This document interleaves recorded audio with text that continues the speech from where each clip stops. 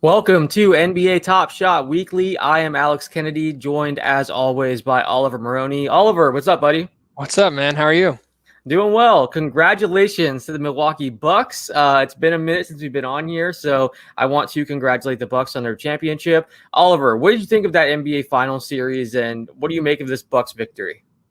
Uh, every game, it was strange that we didn't have LeBron in the finals. I just it was in the back of my mind, like, this is so strange. And then the Bucks won, and I was like, it's crazy that it was the Suns Bucks in the finals. But nonetheless, I actually thought this finals was very entertaining. Start to finish, many different storylines going out there.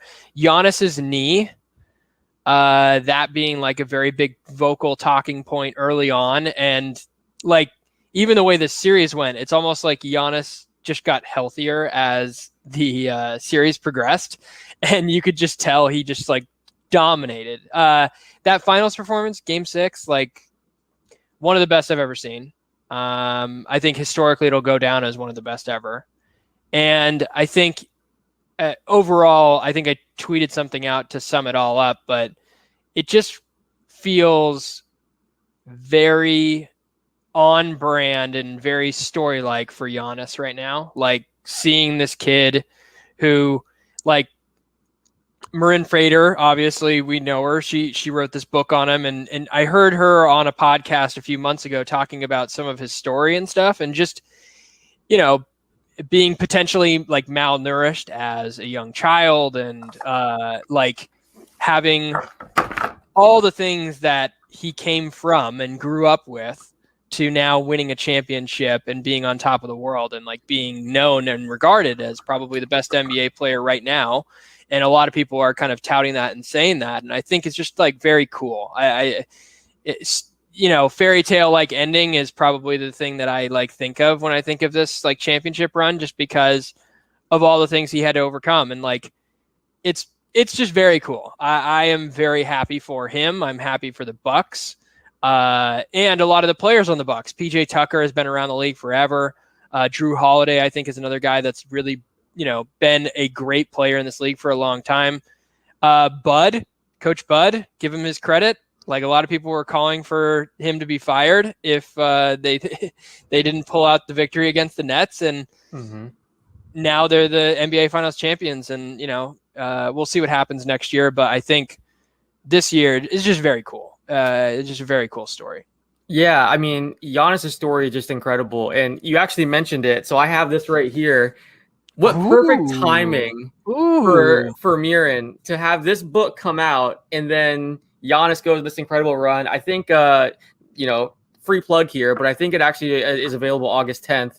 And she's, the best. I'm so excited to finish this book. But yeah, I mean, amazing timing for her. I think what we saw from Giannis, I mean, that was an all-time great finals performance, especially when you add in, 8 days between the hyperextended knee and, his return. Is just insane to think of how productive he was when he may not even have been 100% for a good chunk of the series. And then just the way it went down too, with Phoenix getting up to a 2-0 lead, people were acting like it was over, saying, oh, the Suns are going to win it all. What does this mean for Chris Paul's legacy? And then the Bucks, and like you said, Budenholzer was getting so much criticism, and the knock on him was he doesn't make adjustments and he sticks with the same thing over and over again and can't make those in-series, in-game tweaks. And then one thing I want to say, Nekias Duncan all year long was saying that this is a different Bucks team, and all regular season, they were starting to practice some of those tweaks and counters, and we hadn't seen that in the past. So he was basically saying they're preparing for that moment where they're in a playoff series, they need to make those adjustments. And then sure enough, come, NBA Finals. And we saw it in the Brooklyn series too. They were down 0-2. So, Budenholzer went from being this coach that, quote unquote, didn't make adjustments to now, making these amazing adjustments mid-series, with their defense, with how, Drew Holiday's picking up Chris Paul, length of the court, and just the things that they were, they basically forced Devin Booker into ISO heavy basketball instead of, the ball movement and everything that we see the Suns team likes to do. So credit to Budenholzer and being willing to adapt, because I know that was probably difficult, especially, on this stage. But yeah, I thought it was an amazing series. It was a lot of fun, and congrats to Milwaukee. I do want to ask you this, because all year You've been saying that Giannis has some of the biggest bargain moments on Top Shot. I think you've said a few times on this show that I think it was KD and Giannis were the two guys you kind of identified. And you said Giannis has quite a bit of moments, but that they should be, going for more. There's a lot of bargains there. Now that he won the championship, first of all, A, what does the marketplace look like, and how did that kind of affect Giannis's moments? And B, do you feel like that's only going to help in the long run as far as some of these moments that maybe you bought this year? Yeah, absolutely. I mean, I'll be frank. I actually don't own a Giannis moment. Oh, so you didn't take your own advice? I did actually take my own advice, and then I aped into as the NFT collectors like to call it, aped into Ja Morant first moment. So I had to utilize some Giannis moments in order to get the Ja Morant first moment, and that'll be my prized possession. But like, I will say the Giannis moments. I was actually just like on Top Shot. I was tempted. I was like sitting there like, do I buy a Giannis moment? They're 3 minutes from winning the championship. Do I buy a Giannis moment? Do I buy a moment? And I sat there and I just watched it tick up, tick up, tick up, tick up, tick up, tick up. And it went really high. I mean, some of these moments that we're going for, like, let's say $120, $130, we're going for $200. So you're seeing like a 30, 40, 50% increase in price. They have trickled down since then. Top Shot obviously put on the badges right after they won the championship, which is really cool. But I am surprised, and this is something that I spoke with you about earlier, and it's something that it has just progressively been more eye-opening to me about Top Shot. Now, this is not a knock on Top Shot. It's more or less just one little thing that I've noticed over the past month and a half, 2 months. Since they implemented the collector score, the first moment badge was supposed to be the holy grail badge of Top Shot. That's what everybody I talked to in the community said. Yeah. And that's what everybody really valued. It was like the rookie moment for each player. And over the past 2 months, we've seen them really decline. I saw Giannis first moments going for I can pull it up on the marketplace here. Let me see if I can share my screen too. It may be just easier to illustrate what this looks like here. Can you see that? Yep. Cool. Okay, so we'll go into the marketplace here, and I'll just give you an example. Here's a Giannis moment. And, generally speaking, all the Giannis moments right now, they're still pretty high. To 40,000 at $15, that's really high. Yeah. Are they LeBron James yet? No. I'm still surprised they haven't even hit that peak, but these are up from where they were initially. When I was watching the finals, I think this Seeing Stars was somewhere between $70 and $72. So they are down a little bit, but let's go to his first moment. His first moment is $18.50 right now, which, yes, I understand it's more. But if you look at the top sale here, yeah, $29,995, right? And if we go to complete sales history here, latest sales, $2,300, $2,600, $1,950, $1,850, $5,000. So this is an anomaly here. That's number 8 out of 1,000. So it's a very low serial number. But if you progress, just progress from, let's see here. This is May 24th. I mean, look at where these are at May 24th. Yeah. Keep going down. $3,250, $29.99, $4,250, $2,800, $2,500, $2,750, $3,499. I mean, these are mid 2s to 3s. Yeah. And then you start to see this right here. 1,700, 1,600, 1,800, 2,500 an anomaly because it's number 76. I mean, yeah. Taking into account what it is. Why would we want the first moment? We can get the championship moment. That was the issue. I think that's what we've started to see. And like I said, I mean, this one sold for $2,300. These are all very low serials that are selling for this. Look at all the low. I mean, they're very low. So that's not really. It's very surprising to me. And obviously, when you go down the chart, you see the time and date of when these sales happened and when these occurred. And most of them are going to be earlier stage. But this is Giannis's true first moment on Top Shot.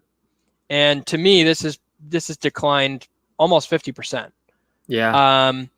And so I'm very surprised by that because it's something that's a common theme around the Top Shot community, I think, is that the first moment badges are less and less valued. And to give you an idea of why, the collector score only grades based on if it's S1 or S2. There is no valuation aspect to it. So what I mean by that is I could buy an S1 moment of Jakob Poeltl for $21 right now.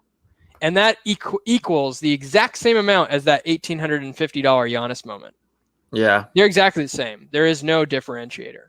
So maybe in the future, we see the collector score take into account not only the valuation and what you paid, but also the first moments. Maybe that could be another way to boost those first moments up. It could be that way. It could also, like, you know, the issue I have there is, you know, we're still comparing Jakob Poeltl's first moment to Giannis's. So I could still buy, if I bought, this is what's funny. I could buy how many of those? I don't know, 36 Jakob Poeltls for the price of one Giannis.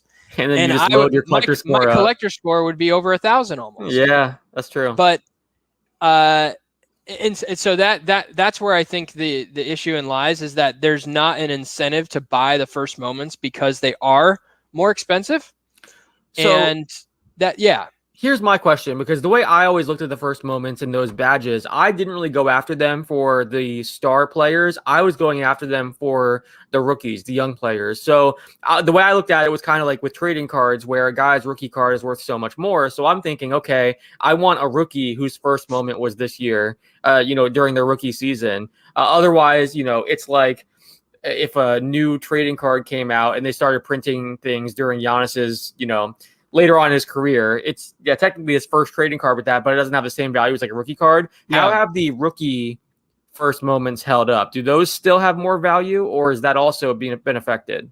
They have I would say they have slightly more value than a regular first moment, but they're not in the same vein anymore, because look what you see here. Look at, you've got a first moment 3 badge one right here at $74. This is Cole Anthony, by the way. This is to 4,000. So if you put it in, they're valued more in consideration to the mint counts. Yeah. So like what I mean by that is the market cap on a Cole Anthony to 4,000 is still going to be higher than a market cap of the legendary to 99 probably, but it's getting very close to that point where they may not be anymore. It's much closer than it was. I mean, these Cole Anthonys were going for, look at what I bought mine for. I own one of them. Yeah. You don't have to go very far back in the sales history to understand where these were selling for. Yeah, and it's tough because I was one of those people that, went really big on rookies and first moments too. So it's definitely impacted me as well. And it has been frustrating. And we kind of talked about this before we started recording, it feels like we're trying to figure things out on the fly. So with, physical cards, we know, okay, rookie cards are worth more. This is worth more. But with Top Shot, you never know what they're going to come out with next. So it would be like if you were collecting physical trading cards and all of a sudden they were like, hey, we have this brand new 3D card that's a rookie card. Then everyone's like, oh, okay, screw these old rookie cards. Now we're on the new thing. I feel like that's kind of where we're at with Top Shot, where, they're introducing so many new things, and some of them have been really cool. I like the fact that they have the championship moments and stuff like that. It is cool. But, some of the older things that we thought had a certain value are completely changing, and things that, there's no way you could have foreseen that happening. You didn't know what the future, what the roadmap was. Absolutely not. Yeah, no, exactly. And I think that's where you find. Yeah, look at that. These were all over $100 not that long ago. This is May 17th, the same sort of timeline as the Giannis. And everything has dropped off slightly too. So this may not be just a first moment anomaly thing, True. But I do think that the first moments have suffered a little bit more than the rest. And it certainly seems to feel that way. I look at the moment that I have of the Ja Morant, and it's just jaw dropping how much it's gone from. Was that pun intended or unintended? Jaw dropping? Jaw dropping, man. There was no pun intended there, but it's certainly a solid one. I didn't even think about it. But it is. It is just surprising to me seeing, like, right now it's 1,500. I got this thing at $1,899, I think, and that was the low ask. And that was before Ja had his playoff run too, right? Is that correct? It was actually after. Oh, okay. Never mind. I didn't buy it. Wasn't that long ago. Yeah, here's mine right here. Where is it? 1850. There you go. So June 25th. Not that long ago. Yeah, I remember you got the number 1 John Morant before his playoff run. That's what I was thinking of. But yeah. Yes, I did get a low serialed one. That one I got rid of pretty quickly because it wasn't appealing to me. But look at the pricing. I mean, 2000s. But like you go back even further, look at that. I mean, 3,000, 4,500, 2,800, 3,000, 25. I mean, it's like, it's almost 50% off right now if you look at it that way. April 7th, $48.95 for 192. I mean, 725 went for 42.50. And and if you see that again, kind of going back to what you're saying, there, why would you buy one of these first moments? Which again, and maybe it was partially, us assuming that these would have this long-term value and be the quote-unquote rookie cards of Top Shot. We were wrong about that, I guess. But yeah, why would someone go buy one of these right now when you see the prices dropping? There's no incentive with the collector score. There's really no reason for anyone to go purchase these unless you just love the moment. But yeah, that's tough. Yeah, it's tough. It's just tough. It's just tough when you don't know what's coming and what things could be next. I know you give you an example. This Kevin Huerter Series 1 moment at $25 right now. I could buy 50 of these for the price of the one jaw. Yeah, and my collector score would be through the roof. So I've opted not to have a great collector score and just to hold the moments that I like, and I'm happy with that. I've sold off quite a bit over the past few months. I'm not going to shy away from that, but that's kind of my collecting strategy and what I like. And this one here, I mean, this Serge Ibaka for $259, I could buy 10 of these or close to 10 of these for the price of the jaw. That would get me almost 1,000 collector score. Yeah. My jaw gets me 40 or 30. That's crazy. Yeah. It's not, I understand the reasoning. Like it's kind of intentional to get everybody involved. Like you don't have to have a big bankroll to do it. But at the same time, I do feel like there are some circumstances where this really has some big outliers for collectors. Yeah, and it's tough because there's no perfect way to do it where everyone's happy, So, and Jacob, whenever we had Jacob on, he kind of talked about that. There's always going to be someone that upset. So yeah, it is tough. But you mentioned kind of selling off some of your moments. I know partially, the reason for that was because you've gotten into so many other NFTs recently. I swear, every day I'm on your Twitter account, and there's like 3 or 4 new NFTs I've never even heard of that you're referencing. I feel like, we've talked about this before. You introduced me to Top Shot, and you've always been kind of, more involved on the NFT crypto side than I. Oh, here we go. Here we go. You're deep in now in the NFT world. I'm very deep. So I love that you at least mentioned that. The past few weeks have been really eye-opening to me in the NFT space. There's something about this stuff that just is super intriguing. Not just for a financial gain or aspect, just because it's intriguing. So for instance, this project here is called Weird Whales. And anybody in the NFT project or NFT world knows what this is now. But not even a week ago, this is 4 days ago,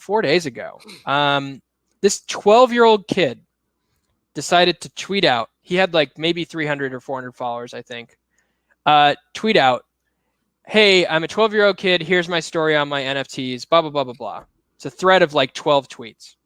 His name is Obi-Wan Benoni. And he's 12 years old. He's from the UK. And he coded and created this project himself from scratch. So the moment I saw this, I went to his website. I minted a Weird Whale when they were available. There was 3,350 of them. And since then, they have taken off. And it's quite interesting. And I will be very transparent about this because people know about this too.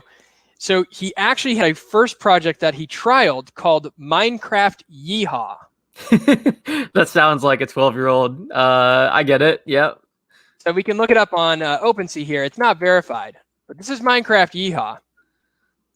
And this is the images. Yes, I know it's crazy and silly. However, this is what Minecraft Yeehaw is. And so I actually noticed that this was on his OpenSea account. So his profile, I clicked on it after I minted the Weird Whale, right as this thing dropped. And I was like, hold on a second. This is his first ever project. And he mentioned it in one of his threads. So I guess I'll give myself some credit. I saw this and I bought his number one first ever NFT created by this 12-year-old kid for an astronomical 0.01 ETH, which is equates to about $18, right? So go ahead and jump into this. And that night, at midnight, I sold it for 3.7 ETH. That is like $6,000. That is insane. So the thread went viral, and everyone kind of did what you did and started looking up this stuff. Started looking, and then you just got there first. Yes, and I was just very lucky at the time. I actually, to be honest with you, Alex, I was very close to buying his entire Minecraft Yeehaw collection. However, when I started to try and buy them, the gas prices, like it was $18. Yes, 0.01 is $18, but the gas price at the time to purchase it was like $38. So I actually spent like $60 on it. Okay, gotcha. And this is not to say this is financial advice. None of this is. All of this is to say there are these projects out there that are just, the stories are incredible. And this one specifically, I was going to hold on to, and I couldn't resist the offer. But I did actually end up keeping the weird whale. I have a weird whale in my possession right now. I am holding on to it. Those have blown up too. These have blown up as well. What are those going for now? The weird whales. Yeah. So the weird whales, they were a 0.03 ETH, I think is what it was, something like that, like $60 to $80. They're all going for somewhere between 0.1 and 0.5, which is 3 to 7x your price. But at one point, so it was so interesting. This is just such an interesting story.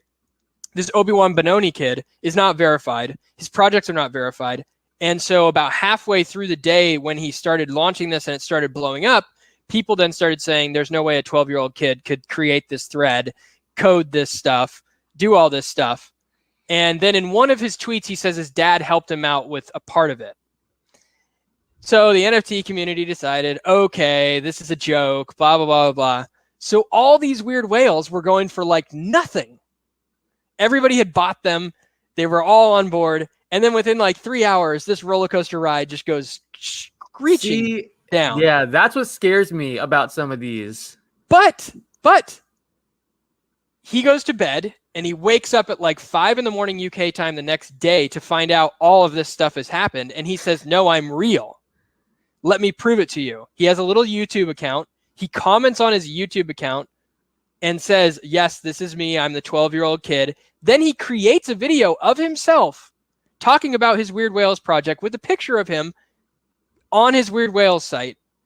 And then they start going up. Mooning is what everybody calls it. So they were literally just like, it's just been insane to watch this project for like 1.5 to 2 days to just see where it's been. But long story short, Alex, there's a lot of NFT projects out there that are just very intriguing. And I find this whole space intriguing. It's fun to just buy stuff and see where it goes and like what it means. And, there's projects out there that I'm in right now, like Mad Cat Militia, where essentially these cats represent like you're in your own little like group of people, and you're like a team versus all these other teams essentially. And then there's this new one that came out yesterday. It launched called Eververse, I think is what it is. Could be pronouncing it wrong, but essentially these you get a character and you can play them in a video game. Like they actually have a video game coded for your NFT to play with. So that's like the first of its kind. There are so many different things. There's 2 last NFT projects I want to just mention before we jump into whatever, probably the pack openings. One is that in the past 2 days, this project called Curio Cards has come up. What's intriguing about this is everybody knows Gary Vee, right? Well, I did my little background and research here. So about a day and a half ago, there was a guy on Twitter. I'll give him credit too. He just said, this is like the first ever actual NFT project on Ethereum. And so for the longest time, everybody's thought CryptoPunks and CryptoKitties were kind of the first ever on the blockchain to do this sort of thing, to sell art with Ethereum, do this sort of thing. Well, the guy's name, just so you know, Daniel Got Hits on Twitter. So I just want to make sure I give him credit. He tweeted out this curio cards thing, and I was like, what is this? Well, it turns out our good friend Daryl Morey owns the entire collection. Just bought the last one yesterday, by the way. But this is actually the first ever NFT minted at all on a blockchain ever. So now people are like, oh my God, this is the new thing. What Curio Cards is, for people that don't know, it's 30 cards by different artists. You can see them right here. And they have numbers listed on them. So number 7, number 28. They have different rarities, like, how many were actually created of each one.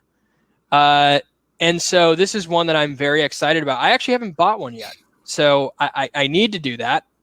But this is a project that I'm very, very interested in because it is the first ever. And they just kind of now realized it. OpenSea in their bio also admitted to this being the first ever. So that's one. And then the second one is just, so yes, I'm getting into the NFT space. OpenSea has been my resource. I'm all over the place, man. I literally am like every project. I'm like, oh my God, what is this? Let me get into it. Let me hit one. That's what I'm saying. I've seen your Twitter account, and like every day I'm like, oh, this is a new one. What is this one? And like, I'm like looking at it, and I can't even keep up, to be honest with you, because there's so many new ones. It is. But like, I'm curious. I mean, go into the last one you were going to talk about, but when you're looking at all these different, and because there's so many of them out there, and like, it's funny because early on we had people asking us like, oh, why would I pay for an NBA highlight? But then you have people like out there, they're paying like $6,000 for a picture of a whale that a 12-year-old made. And that's like an even bigger leap for some people. So how do you know which ones to value and which ones to go after? Like, this makes sense. It's the first one, so that's going to have value. Daryl Morey is very smart to buy those up. I think that makes a lot of sense. Gary V, another person that I really look up to in this kind of space, has a lot. I mean, he has like 67 of this 27 card right here that we're looking at. He has 67 of them. Wow. So yeah, how do you know what to target? It's interesting. There's just a combination of things. Look, you look on social media. If you follow some of the NFT people and the players in the NFT space, you get a real easy sense of what's going to hit and what's not. And then it's like, comes down to like what you like and what you don't, what you believe in and what you don't. Like the kid, that story, incredible. Yeah. You read it on Twitter and I'm like, I'm in. Just sign me up. Take my wallet alone. Yeah. Take the money. Like, it's just, the backstory alone is enough. And I think that's what, there's a few different things. Community is another thing. I go into their Discord channels. I see how many people are active, enthusiastic, happy about the thing, looking forward to it. Another one that I've gotten into is the Divine Order of Zodiacs. That's an interesting one. It's like zodiac symbols and different art forms. Just cool art. I mean, like if you look it up, it's just a cool project. Yeah, I've seen you tweet about that one and give some away too. I did give some away. Yeah, I did. And I'm just, all of these are just, look at the art. It's just cool looking. I don't know. It's, I just find it intriguing. So there's a bunch of these out there, and it's all up to you. None are financial advice. I mean, this is the marketplace. There's 17 million of these things. Yeah. And I can't differentiate one from another. There's no way. But if you want to spend the time, I'd suggest going on OpenSea and looking around, finding the projects you think that you like, and then going into their Twitter channels, their Discord, searching them up on social media to figure out if it's something you want to be a part of. Because ultimately, Alex, it's not necessarily just the art, it's the community behind the art that makes it worth what it's worth. So last little touch point on the NFT stuff, and then we can move on.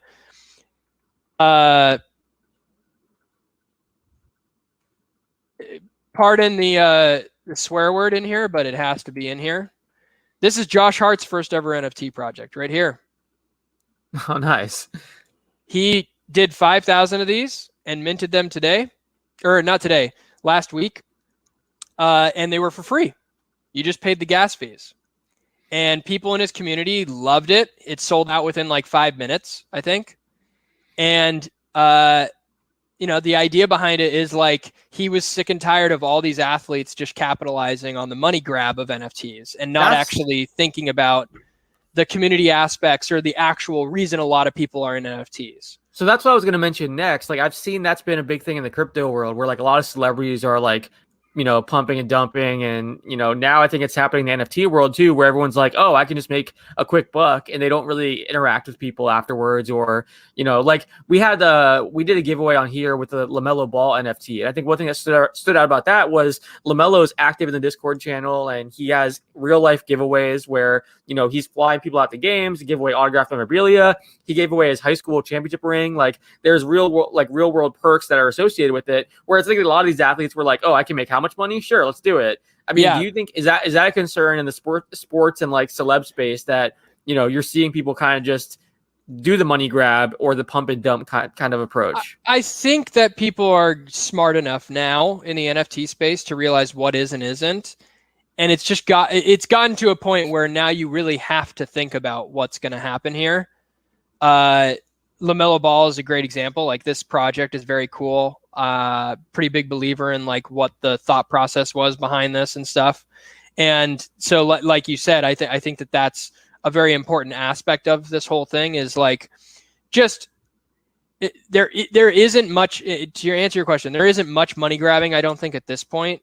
Yes, there are projects out there that I don't personally like or people don't like for specific reasons, whether it be they hired a bunch of people to sell the product or they, whatever the case may be. If they just posted NFTs of pictures of themselves and never gave a Discord channel and never gave you any community assets. But if you dig deep enough and you do your research, I find it hard to believe that that's going to happen more often than not. I think that'll be a very rare case at this point, just because there's been so many flameouts in NFTs already. There's bound to be more, but I think really the thing that I want to like harp on is like, none of this is financial advice. There are projects that always fail miserably, and it's within your right and duty to do your own research and figure out which ones you want to be a part of. And that's why I say, like, join the Discord channel, join the Twitter chats, look on social media, see what people are talking about, see what you like personally, and go with your gut. And then you won't feel bad about it. Just like Top Shot, go with your gut. I like the Ja Morant moment. I'm going with my gut. I lost some money on it. Oh well, right? Like that's. I think the main point of this is like, look, yes, it could be an investment tool. Yes, it could be cool to make a lot of money very quickly.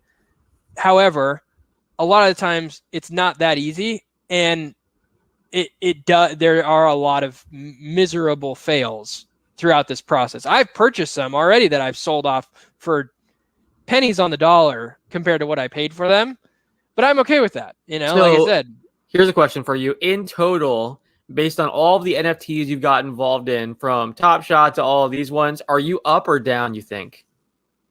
I'm probably even. That's good.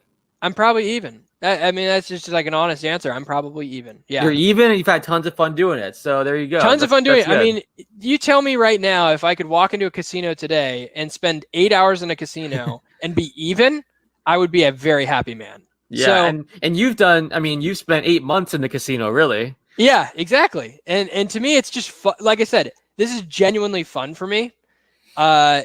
I'm very much into sports cards. I love sports cards. I have a bunch. I mean, literally, I have these taken to Chicago right now. I got all my Cole Anthonys. Woo. Let's go, Cole. Woo. But I have all these sports cards. And the one thing I've always talked about with NFTs is it's an instant gratification of like selling and buying and transacting and like seeing this stuff moving at current pace.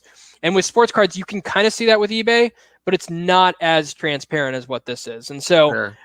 I like both for that reason. I love holding on to my sports cards. I love looking at sports cards, but I also like the quick transactional method of like what an NFT looks like, what I can own, what I can't, what people can see, things of that nature. So I'm curious because you texted me that you bought a few of the Panini NFT packs. So that's kind of like a merger of the things that you love, NFT, trading cards. What were your thoughts on that? I'm a big fan of Panini cards. I still have yet to get a Cole Anthony Panini card, Panini digital card. Apologies, but I bought 6 to 8 packs of Panini NFTs, and I sold off some of them just because I wasn't interested in them, and I've kept a few as well. But I like it. What they've done with the NFT space that I do really like is, first of all, they have a mobile app. Love that. It is pretty seamless and pretty easy to buy and sell. The other really cool part, look, I love Top Shot, but and I've spoken on this withdrawal experience that I had initially. With Panini, I realized, so I sold, I think, a Steph Curry Prism base NFT card yesterday, and the payment went straight into my PayPal account right after I sold it, which I thought was super cool. To be able to connect the PayPal and the Panini NFTs and be able to use that as kind of a transaction tool, I thought was really sweet. So for me, I love it. I think it's just another method to getting your favorite rookie card. I think what's cool about this is like I told you, the thing I like most about NFTs is that you can transact very quickly and you can move very quickly with things. And I am an impatient person. I am not a patient person. I like to flip things. I like to move things. Even if I lose money on it, I just like to be in things that I like being in. And when that time comes that I've realized I don't like it anymore, I just, I find something else. And so for me, I love it because, like I said, I can sell the Steph Curry card that I don't want, and I can turn around and I can buy the Cole Anthony card that I really want. And with the Panini NFT stuff, I actually think it's been good. Like I said, the only questions I have around it are just like the future utility of what the Panini cards could mean. And I do have some question marks around like where and when the physical and blockchain cards go hand in hand almost. That's what I saw, that they had they were selling a combo of the both. So you get I saw an Anthony Davis autograph type thing. So you get the actual card and you get an NFT with it. Yep. So, yeah. And so I'm hoping that enters the card space. Right now, with the card space, just to give you an idea, Alex, I'll open a pack of Panini Prism cards and you'll get, well, I don't know if Prism has it yet, but you'll open a pack of Panini cards and inside of it, you can get a blockchain, redemption card. You go on their website and you redeem it. Cool. You get the blockchain card. However, I'm just curious, when is the time that I can buy an NFT and get the card shipped to me? That makes sense. When does that happen? Or things of that nature, you know what I mean? Just more utility to the NFT side to make it more even on the playing field. So I'm interested to see what that turns into. But right now, I'm very interested in the Panini NFT stuff because they have a massive brand. They have a massive market. And I do think that there are some sports cards people that are very reluctant to get into the space because this is their baby. This is what they love. However, if Panini is bridging that gap, I do think that there is going to be some people that are going to jump on ship with that. That makes sense. Well, if you guys want to learn more about all these different kind of NFTs, make sure you're following Oliver on Twitter. That's where I've been hearing about all these things that are brand new. So definitely check that out at Oliver Maroney. And Oliver, we have packs to open, Top Shot packs. Since you're already open, why don't you go first? All right. Series 2, release 15. Let's go. Oh, record pack opening. When did they put that up there? I saw that. Whoa. I saw that the other day. Yep. So that is cool. It's funny because we're already recording our pack opening. Now so everyone can have the Top Shot weekly experience where you record yourself. Amazing. And awesome. This is very cool. Come on. Let's get something big. Let's get a LaMelo Ball number 1. Can we get a LaMelo Ball? Where are we going here, Alex? Go middle. Always middle for me. 13,823 out of 15,000. Okay. Buzzer beater. I like it. Okay. I'm going to go right next. Pelicans dunk. Zion. Let's go. Hey. 24.69. This is a nasty dunk. Oh my Woo, he's gosh. so good. Man, that's awesome. That's a good one. That's not a bad one. 24.69 out of 15,000. Zion, sweet. And to wrap it all up, we get a LaMelo. Ah, Darn. Tyler Hero, 60.51 out of 15,000. Not bad. Solid pack. I get a Zion out of it. Can't complain. there you go. Correct me if I'm wrong, but isn't Tyler Hero the only NBA player who's done an endorsement deal with Top Shot? I think like the first I think last so December far. I they mean, had a few Josh lined Hart up. has Yeah, that's true. something figured out with them too. I don't know what that is, but But I think like as far as like an official endorsement deal, I think it was just Tyler Hero last December. So yep. all right, let's see what we got here. Where hopefully I get my Zion too. I'm gonna Come go. on, Zion. I'm gonna take your strategy. You took my strategy last time, so you go left usually, right? I usually go left to right, just like Let's do it. basic bare bones, nothing I'm crazy. stealing yours. Did I also get? Oh, okay. I thought I got Kobe White Levine. too. Zach Levine, 2,578 out of 15,000.